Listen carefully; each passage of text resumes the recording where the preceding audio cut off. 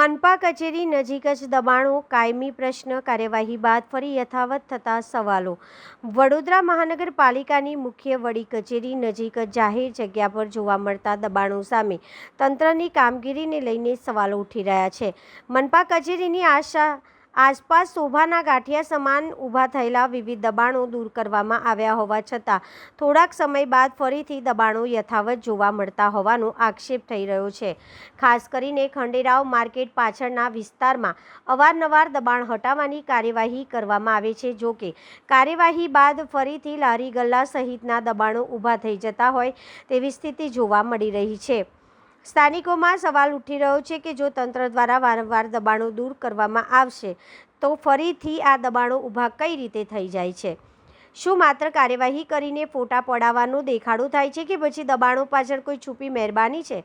દબાણો ફરીથી ઊભા થવા પાછળ દબાણ શાખાના કેટલાક અધિકારીઓની મિલીભગત છે કે કેમ તે અંગે પણ સ્થાનિકોમાં ચર્ચા ચાલી રહી છે. જો કે આ માત્ર આક્ષેપો છે અને એની સત્તાવાર પુષ્ટિ થઈ નથી. હવે જોવાનું એ રહેશે કે વડોદરા મહાનગરપાલિકા આ સમગ્ર મામલે ગંભીરતાથી તપાસ કરશે કે નહીં અને વારંવાર ઊભા થતા દબાણો સામે કાયમી ઉકેલ માટે કડક કાર્યવાહી કરવામાં આવશે કે નહીં.